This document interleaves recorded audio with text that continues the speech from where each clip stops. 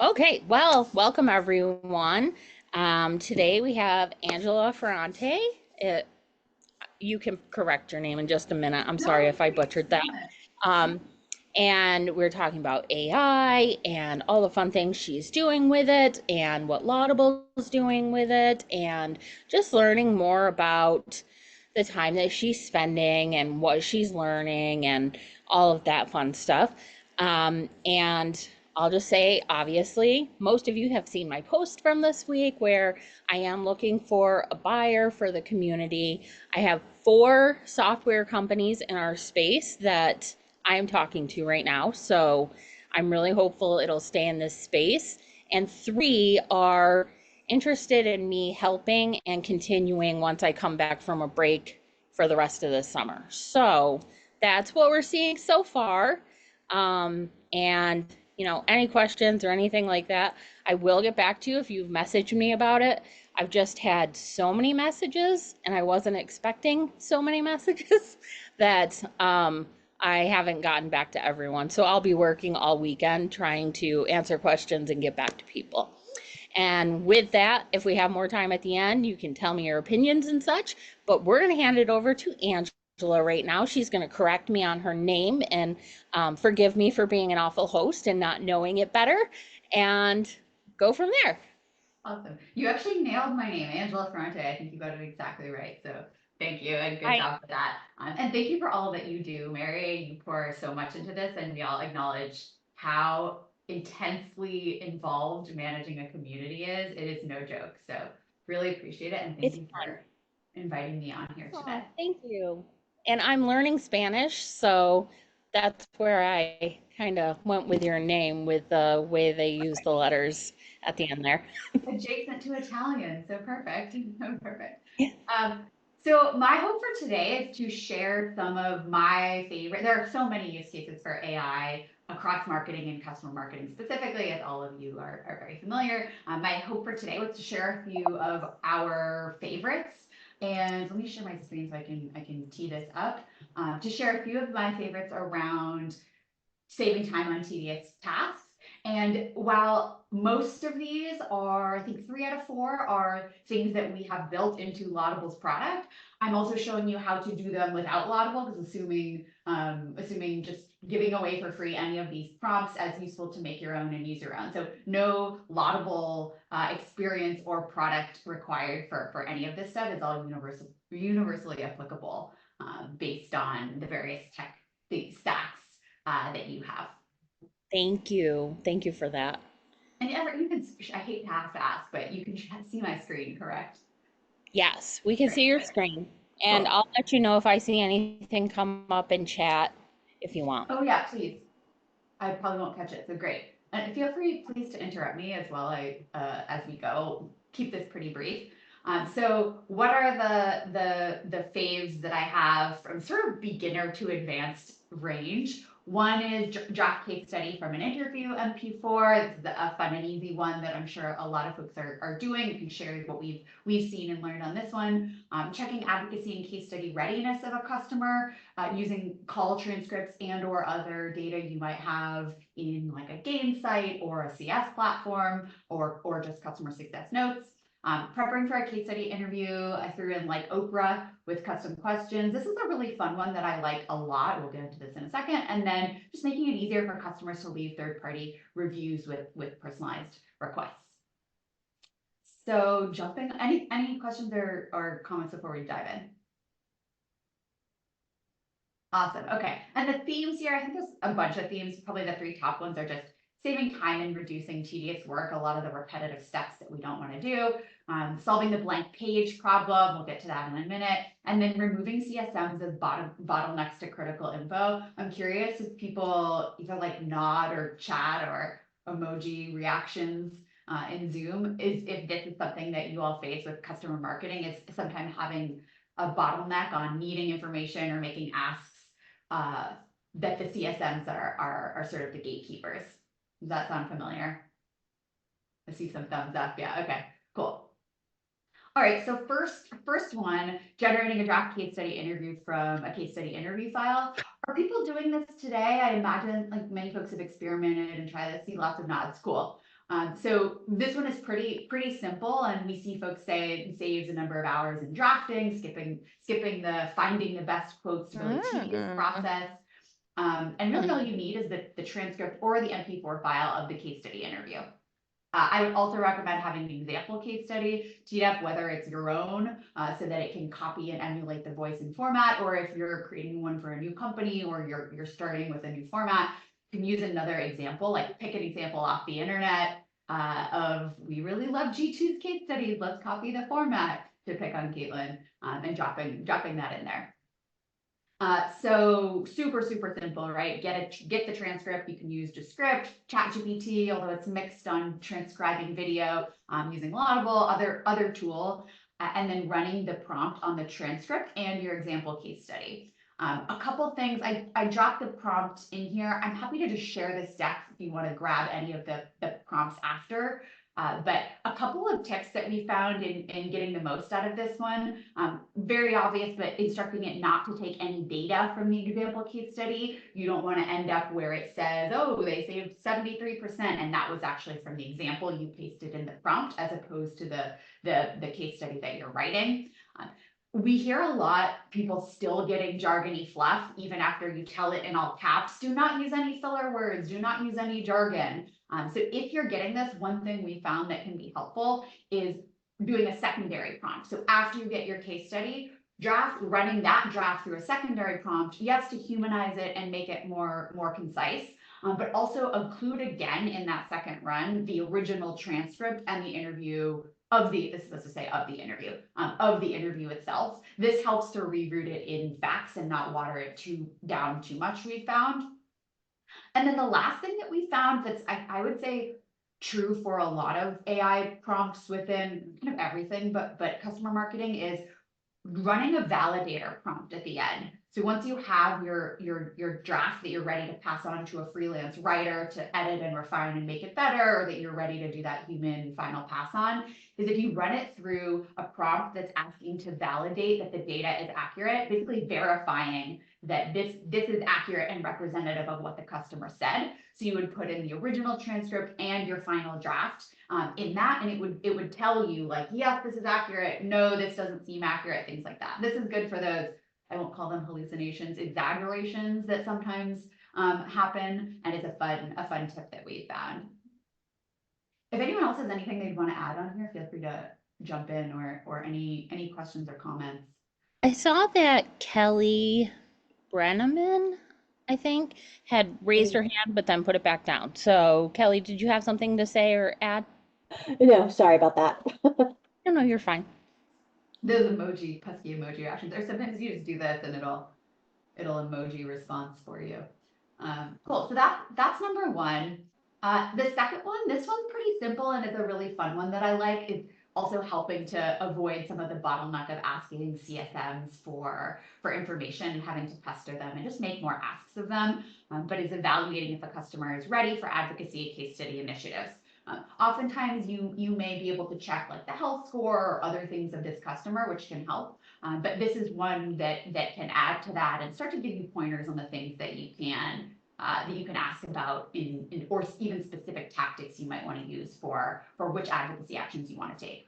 So pretty simple, impact being get faster validation on whether a customer is ready. And then what you need for this is the last 1 to 2 calls with that customer. You can also use like Gainsight timeline data or other data you might have from your CS or support reps on this. But you're basically going to, so if you're doing this right in Gong or similar call recording tool, you can go into the homepage and do an ask anything, select the account, and then paste in the prompt. If you don't have Gong or you're using something else other than Laudable, you can simply grab the most recent call transcripts from the customer. I would recommend using the most recent 1 or 2 transcripts, not more than that, because as we know, sentiment can change pretty quickly. Challenges they're having can change pretty quickly. And then pull in a prompt similar to this. Here's a draft again, we'll share these out for you. This one is specifically asking about case study readiness and advocacy readiness. And the case study readiness is getting to, are there metrics, are there outcomes that they're expressing that we can build upon in a story? Whereas the advocacy readiness is getting a little bit more around like sentiment. Do they seem happy? Do they seem like ready to say yes to doing us favors, or hopefully, engaging with us more and mutually beneficial type activities? I really like this one because I listen to and help people host different roundtables or things like that virtually, and there's always the recording. And I often get asked, well, how do I know which of the customers that talked on here are likely to do something? So just Oh, playing with this prompt a little bit um, will help. It gives me a lot of ideas on how to categorize the customers into the four types of advocacy, and even like see, what type of expertise they might have based on what they talked about on the call. So this is yeah. so exciting. Oh, I love that. That's a great idea. For those of you who host like community calls where there's many customers on them, or even like engagement adoption type calls, you could grab the transcripts of those calls and have it share with you the sentiment of all of the customers present. You might want to run separate prompts. Sometimes like small specific prompts run in sequence work better than one mega one. I love Mhm. that. It would be a great way to pull out like the people who seem most engaged and what their stories are and what actions you might be able to take with them. Yeah, yeah, I love that. Thank you. Cool. Uh, third one, maybe there we go. Um, this is one of my favorites. I don't particularly know why, other than I like asking better questions as opposed to really generic questions. But I think the way that I always used to do case study interviews when I was running marketing was try to gather as much information as I can, but then I always felt sort of guilty about asking the customer basic questions like, how long have you been a customer? And what are your, core challenges of why you chose us? And what you were looking to achieve.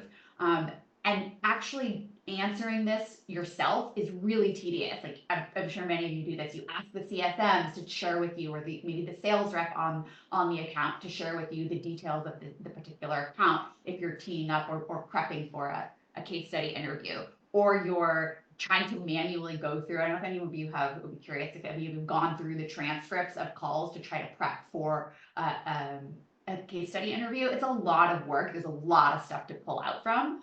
So this one is basically the ability to turn anything into, actually the wrong text. Ignore the text right here. But the idea is to create a case study interview with custom questions based on what that customer is saying. So I don't know if you can see or you can read this customer background, challenges before using Gainsight. This is just a kind of fakey example. But being able to ask questions like, we know that Laudable has been using Gainsight for 2 years. Share a bit about your journey and how it evolved, as opposed to how long have you been a customer? Or we know that you said on March 15th that one major issue was the inability to identify at-risk customers. Like, how has this impacted team's efficiency? Like, such better, meatier questions that will leave the customer able to better describe specifics as opposed to just start with like really general stuff.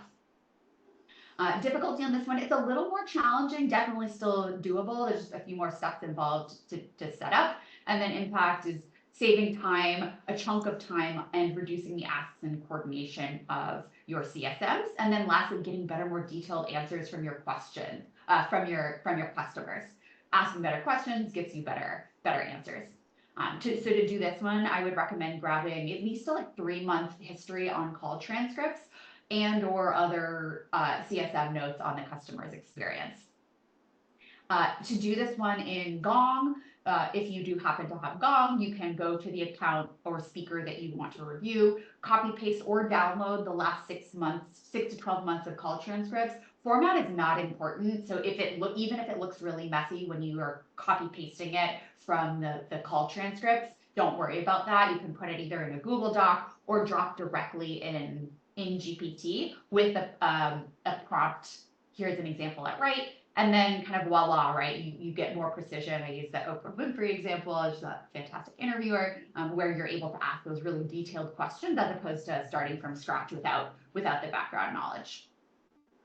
Angela, Kendra would like to know, she says, I assume you need a paid version of ChatGPT or other AI tools for this level of work, what tools do you suggest? So if you have, Kendra, do you have Gong or Chorus or Clary or one of those call transcriptions for your CS teams? Um, not sure. Actually, I'm in between roles right now, but Okay. I've definitely seen Gong being used. But Okay. So yeah, so step one is just gathering the transcripts, copy pasting, whatnot. For that, you would just use whatever call recording tool. And then in terms of the actual GPT or AI tool, you should be able to use, I think 4.0 is now on the free version. Is that right? Do folks here know? Christine, I think yours. I don't know. So I believe Angela, some Christine, of do you them know? have character limitations on what you can upload in the Okay. free version. So ChatGPT has gotten a little bit better. Okay. Claude AI is the most liberal in Okay. its ability to just upload multiple pages of documents. Gemini and Copilot have 4,000 character limitation. That won't work. Okay. And Pi.ai has a very tiny Okay. limitation, 2,500 characters, I want to say. Okay. I would Those say are the five that I've been working with. got it. Okay. I don't know on the free versus paid ChatGPT here. I would say each call transcript tends to be somewhere around 5 to 7,000 tokens. So if you sort of do the math on that, Gemini, I don't know if it's paid or free, but their 2 million token limit would be plenty for like all the call transcripts. The other ones you may have to fiddle with. ChatGPT does work really well, but again, I'm not sure if you need the paid version for this. And if you're limited by characters, I would suggest just chopping it into several sections or using fewer calls. Like a hack might be to actually pull the original demo call from that customer, because there's a lot in those demo calls about their pain points, what they're looking for, maybe what competitor they switched from. I know we all love a competitive swap story. So I would recommend doing like the original call and then the most recent couple calls, or selectively picking the calls that you're dropping in, like EBRs or QBRs or all the acronyms, or something where you know that they're doing a review, diving into particular data on that. Hopefully that's somewhat helpful. thank you. And then if you do use Laudable, this is a really easy one where you can use search, select the company, and then choose the calls to run the prompt on. Any other questions on this one? Cool. Okay. And then the last one I've got is making it easier for customers to leave third-party reviews. This is a big one around solving that blank page problem when you're asking customers to leave a review. For me, as a customer, as a user, if I get asked for a review, the hardest part is digging back in the archives of my brain, my very muddled, very multitask-friendly brain, to try to find, what do I think about this product? What did I think about it a year ago? What did I think about it 3 months ago? How have I been using it? Like that, the burden of recollection is kind of hard to get over.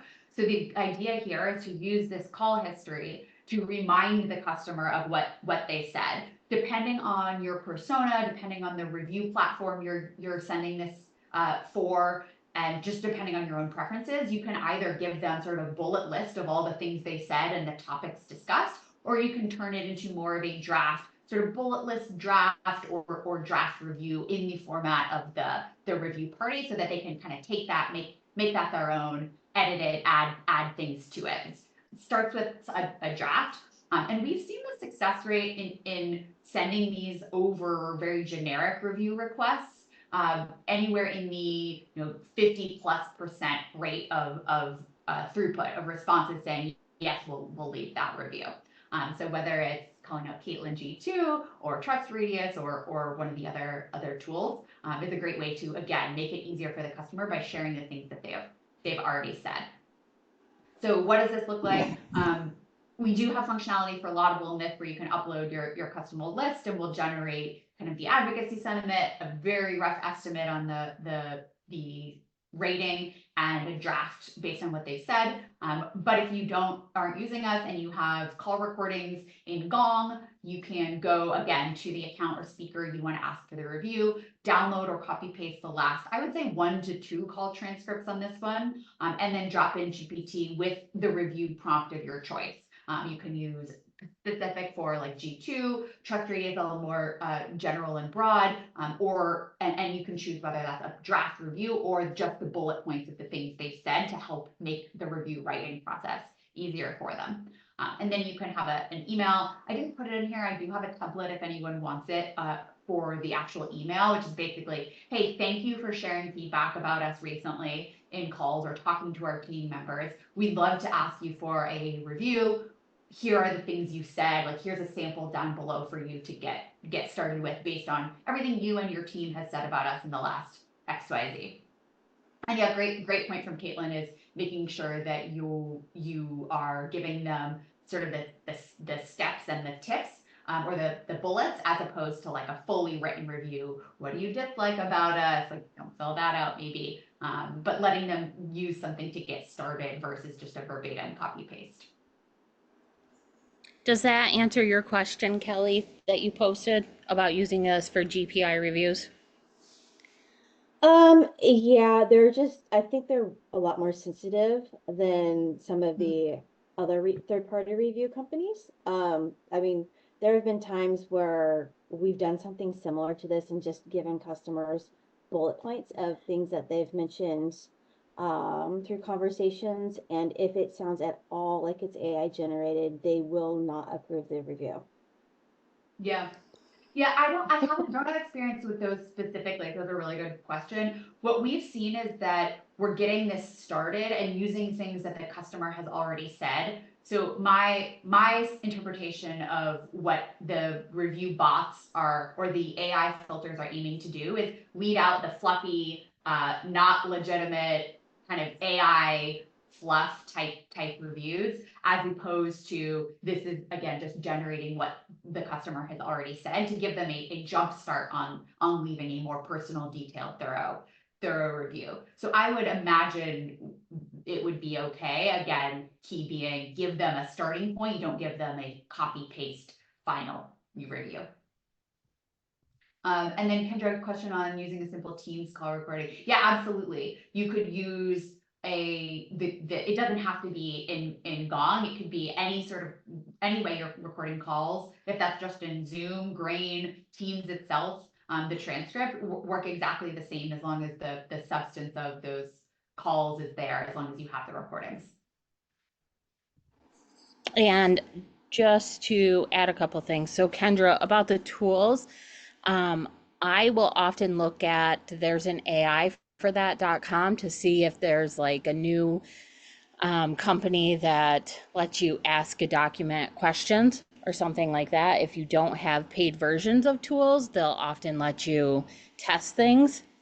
Or they might have ask a PDF a question, and they tend to have larger amounts of text that they'll go through.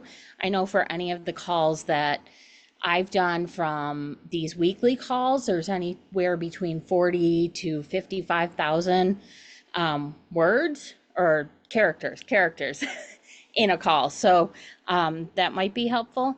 And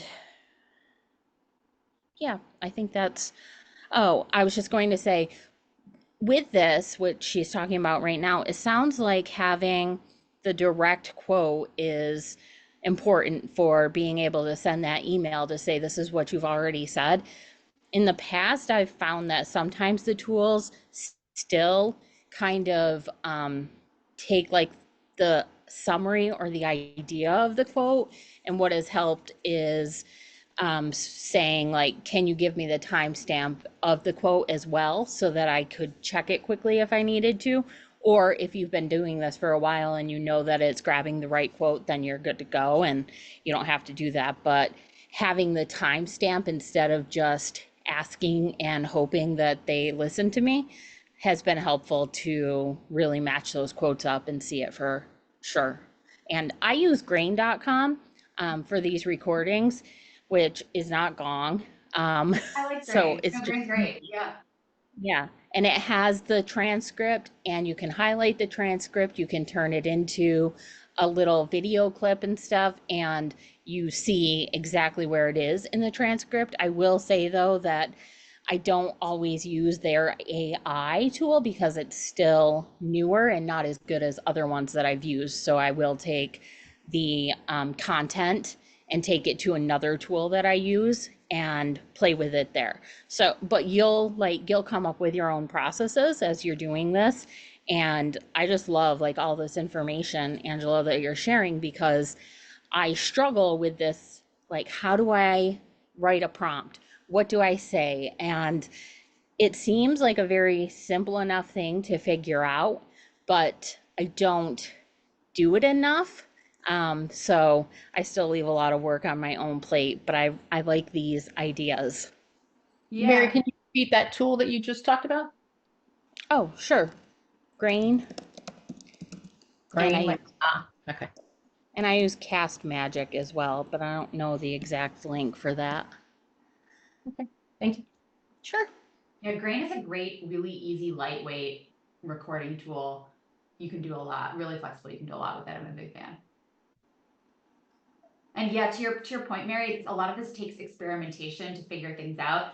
I will say again, running multiple prompts, like chained prompts, where asking it to verify and validate is always a great way to start to like weed out the fluff and make sure that things are, along with that human spot check, make sure things are accurate. Can I ask, when you're talking about chain prompts, is it like you let it complete the prompt and then ask it again? Can you verify this or can you give me timestamps?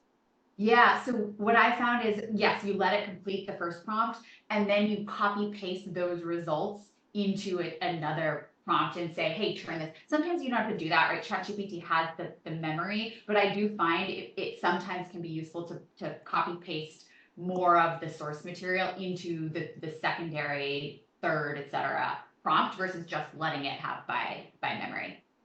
Cool.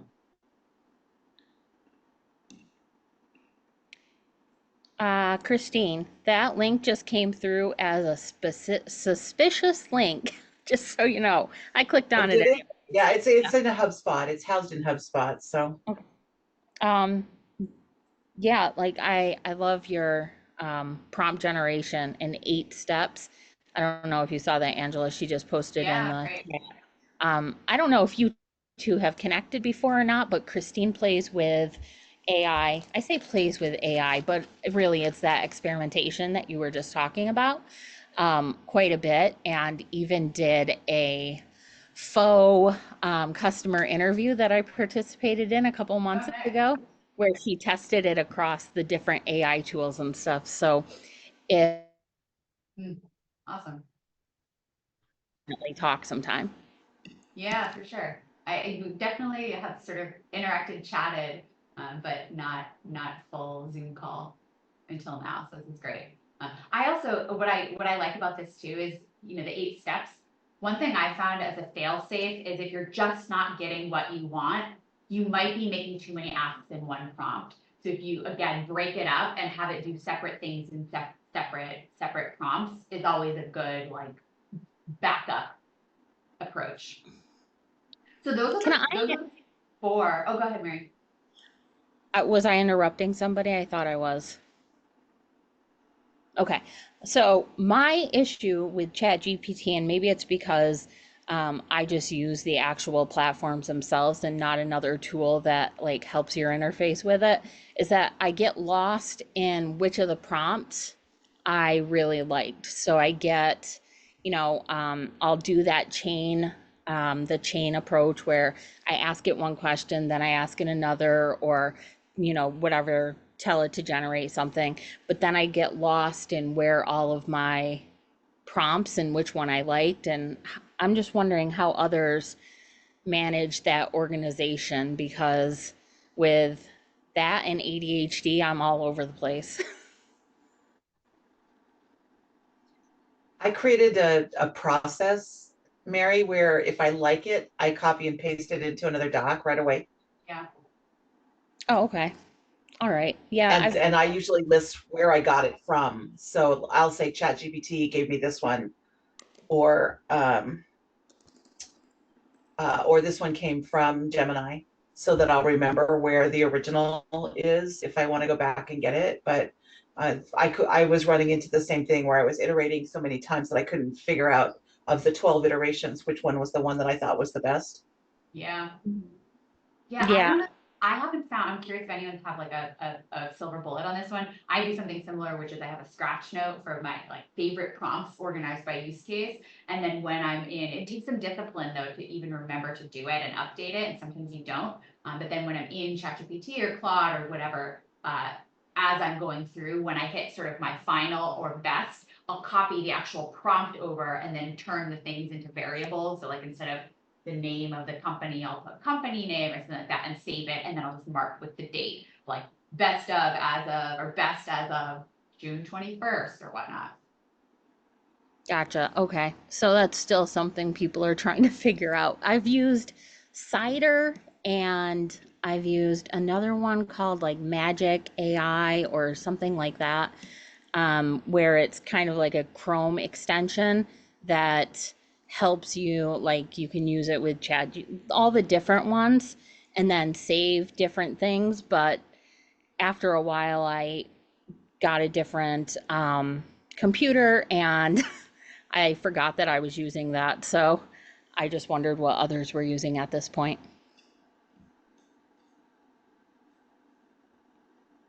maxai.me. That's what I was using. Okay. I was Okay. just gonna say those are all the use case, the four that I had wanted to keep this pretty short and then leave open for this type of discussion from there. Yeah. This was actually really great, and you talked super fast for Oh me. no. It's like not in a bad way. I mean, we'll have the Good recording and and people can bad. go back and listen and all of that. Um, I just noticed, I was like, I bet when I go back and look through the analytics of the call, it'll say that she's a fast talker. But Yeah, I see that sometimes in Gong. yeah. So does anyone have any questions about, your own use of Chat GPT or AI or any of these, and even have anything you want to share on how you are saving some time as a customer marketer or advocacy professional using AI? Yeah, I have something. So, I use AI pretty much every day. Our company recently got a Jasper account, so I've been playing around with that. But I usually use like a combination of ChatGPT, Copy AI, and Jasper to see what gives me the best results. But what I've gotten a lot of luck with, to the point where I can just sometimes directly copy paste what they give me, is asking, like copy pasting a marketing email in and saying, turn this marketing email into a casual email that I can send to a client if we want to like give CS like a, template to invite customers to a webinar or whatever. It does a really good job at that. Like it's actually like phenomenal. So that's my number one tip. I like that. So I basically more one-on-one update of a product update or something like that. Exactly. Yeah. Because a lot of the time, like I'll, take like a half hour to like de-marketingify it, make Yeah. it sound like it's actually coming from a customer or a, account manager. So it's been huge for me. And as well as a lot of other ideas that I'm sure you guys have talked about. I hopped on a little late, but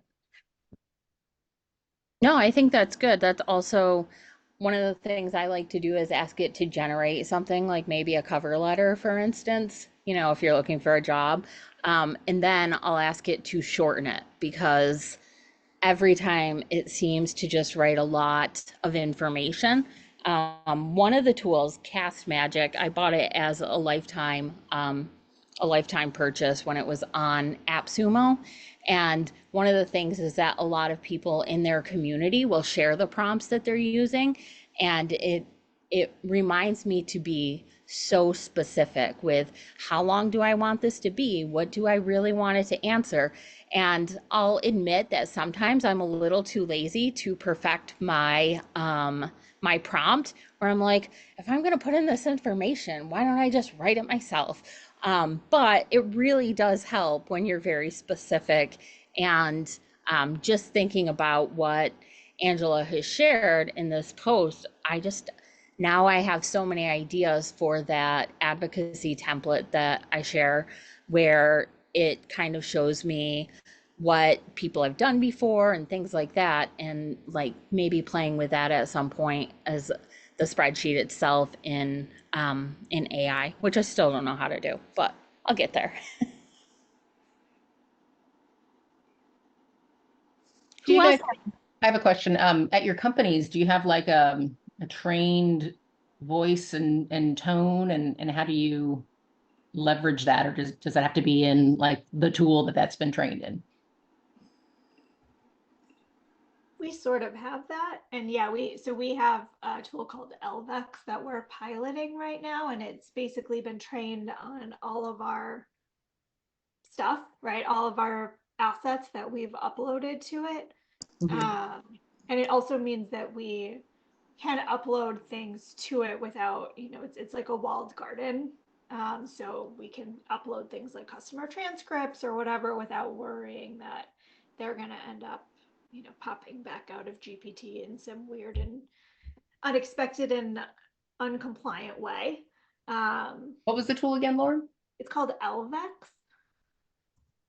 There's so many, and they're all probably going to start converging and falling out and whatever. For sure. We also have, I don't personally use it, but our content team uses Writer, which also is trained on your voice. I think at some point we probably will consolidate because yeah, there's so many tools and there's so much overlap and so much hype versus what can they really do.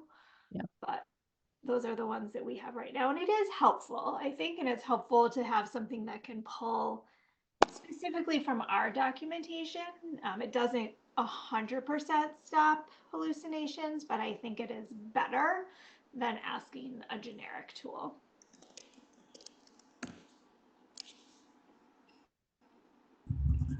And your company made that themselves, right? Like made their own kind of chatbot? So it's a tool, LVEX is a tool that we bought.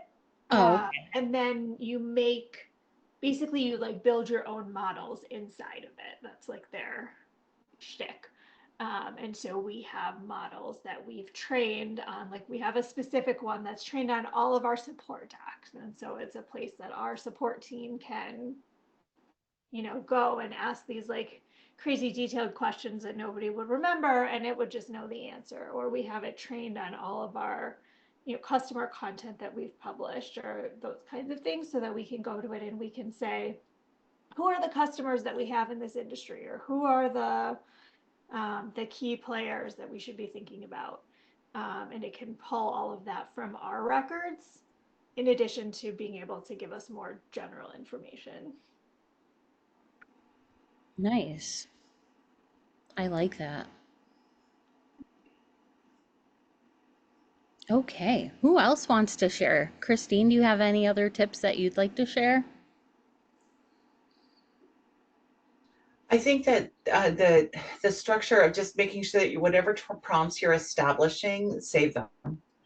I've started just creating, anytime I'm working on particular types of documents, making sure I'm leveraging the most successful last version of that prompt so that I can iterate even and make it better as I go. So most of the documents that I work on list the prompts at the top now, so that I can go in and just do and not have to rethink how to put the 7 steps into practice. And I've also gotten to the point of being able to leverage true formats. So when I do things like a short form case study using the challenge solution results format, the engine is pretty good about giving me exactly that in 3 shorter paragraphs rather than the long white paper kind of case study. So that's it. It's just kind of establishing your own protocols and what you're looking for. Yeah, I like that. I'm curious if anyone has anything they've started to see some but gotten stuck on. Like, are there any things that you're stuck on with regards to AI use cases?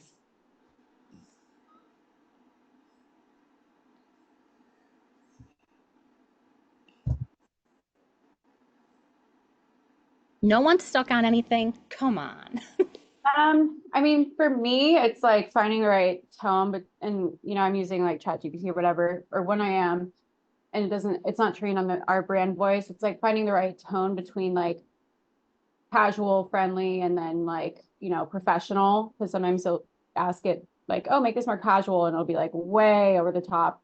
And then I'll try to go back and forth and find the right balance. And sometimes I just kind of give up and write it on my own. Yeah.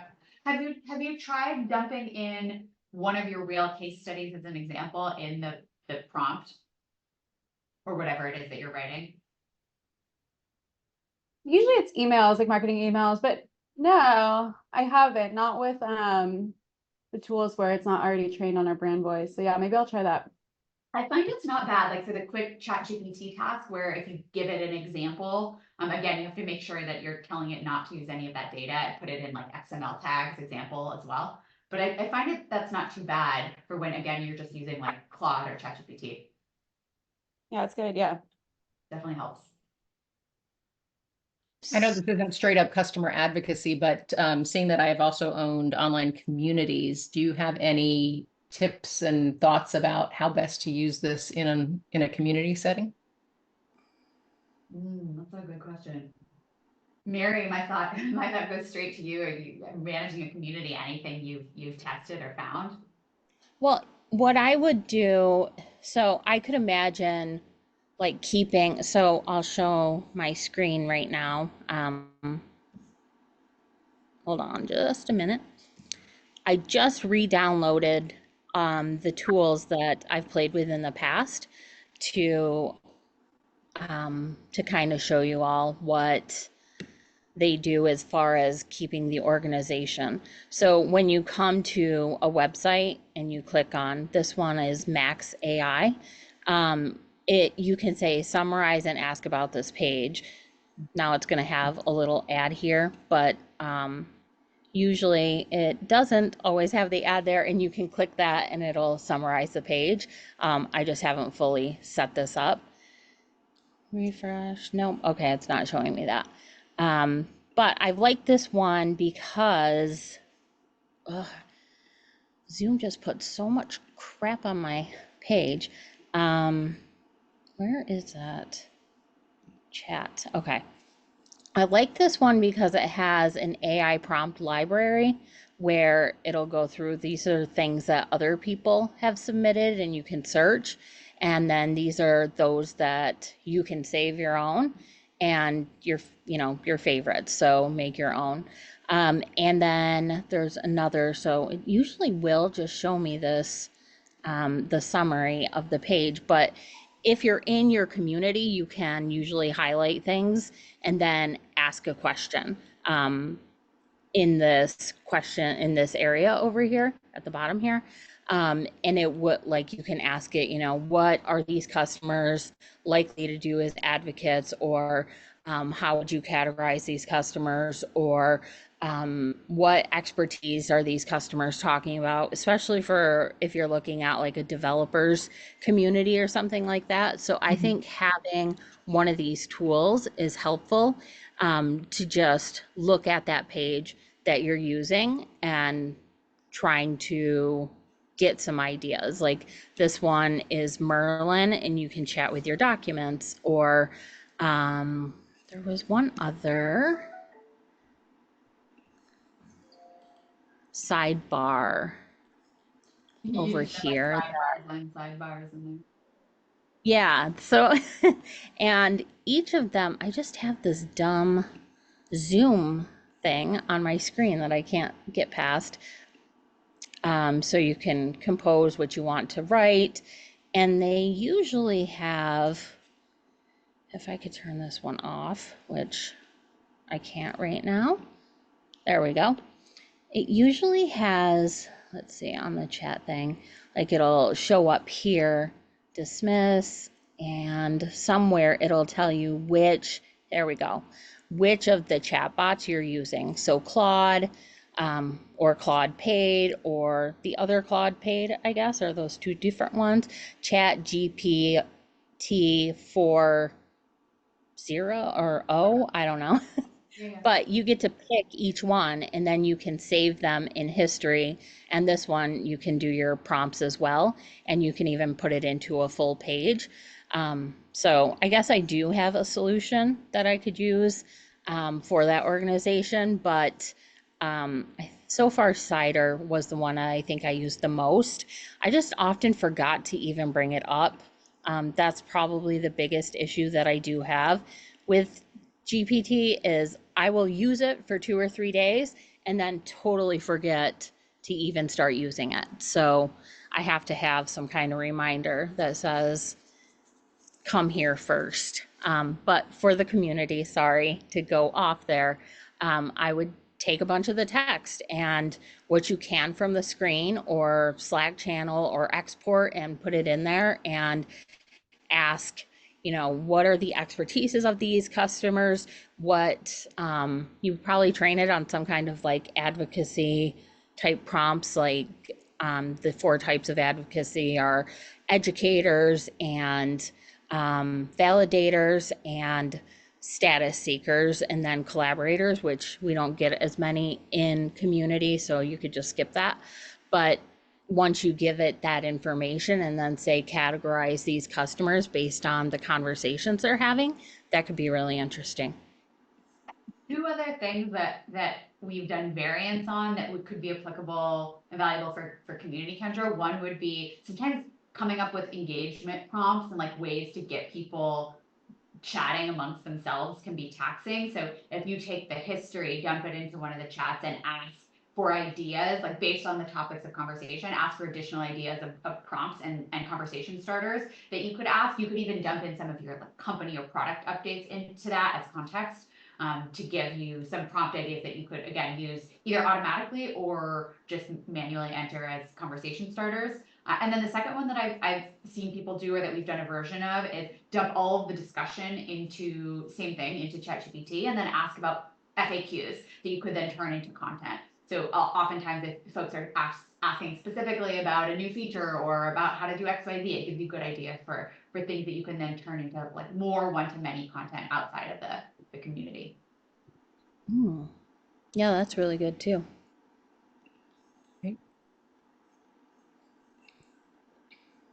Okay. Has anyone found that they've had certain successes with ChatGPT that has helped you kind of save time, but even in different areas, maybe not specifically customer marketing or advocacy?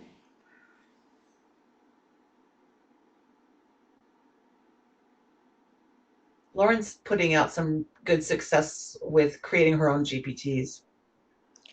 Yes, yeah, I saw that. I like that, but I don't like that everyone that uses your GPT has to be a paid customer. Is that something she's been able to bypass yet?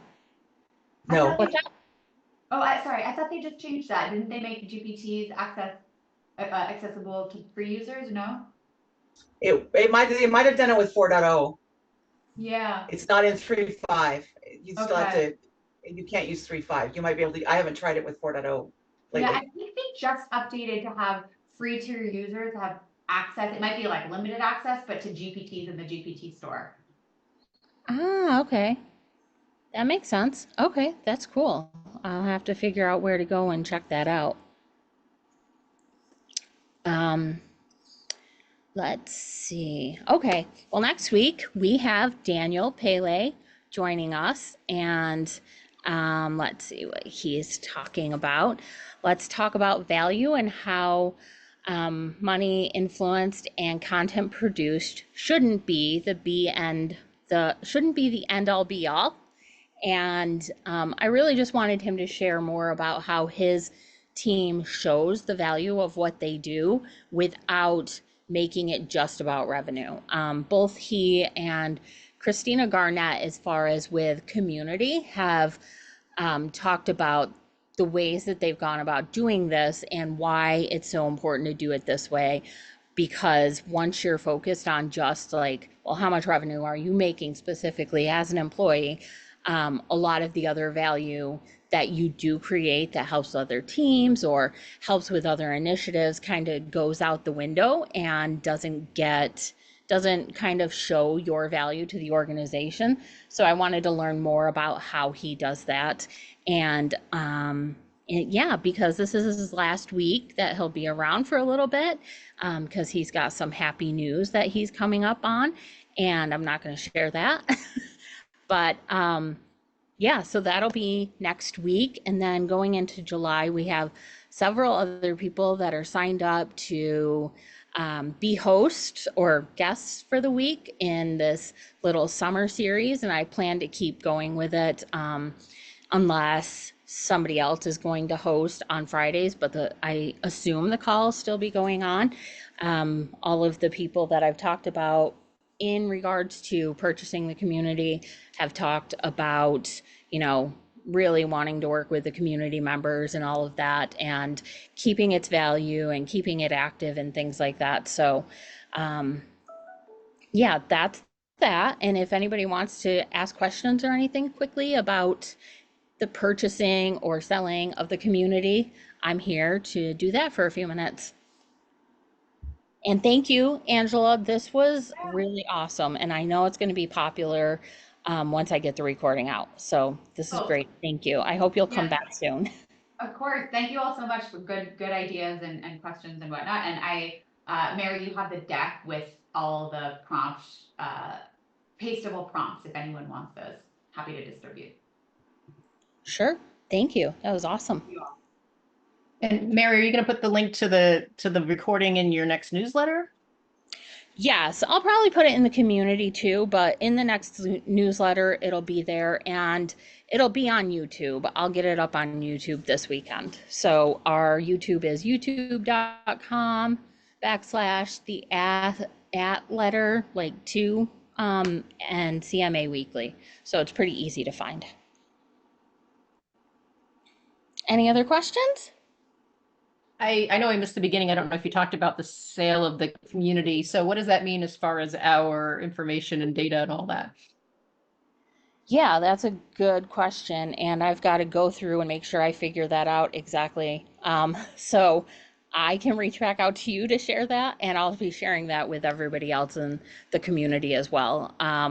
So far, I know that I had some terms on the website before, so it would align with all of that. And I had just been in the middle of moving the website to another platform, but I still have the same terms available. They're just stuck on the old website. So I will get that out as well. I'll make sure that's included in the newsletter. And I know you kind of put it out at like this week as a post. Are you, if you don't get a buyer, I mean, are you planning to walk away at some point or shut it down, or what should Yeah. we expect? So yes, that's a good question. So one, I was nervous about finding a buyer that would respect the community in the same ways like that I try to.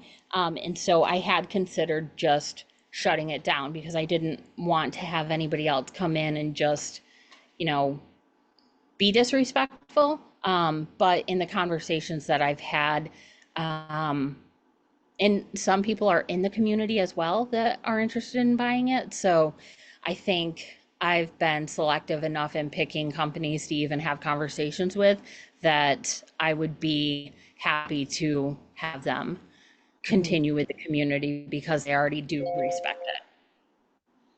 Got it. So I don't plan on this shutting down. No, I don't think it will. Okay. I just found it, in the last, month or so. So Well, I'm so glad you joined. And I will probably be back at the end of the summer from the conversations I've had so far. got it. Got it. And Really Angela just added her LinkedIn to the chat here, and go ahead and save the chat because it was a great piece of information. And we'll be back next week, and I will see you all in the community. Thanks, Mary. Bye, everyone. Bye. Thank you. You too. Bye.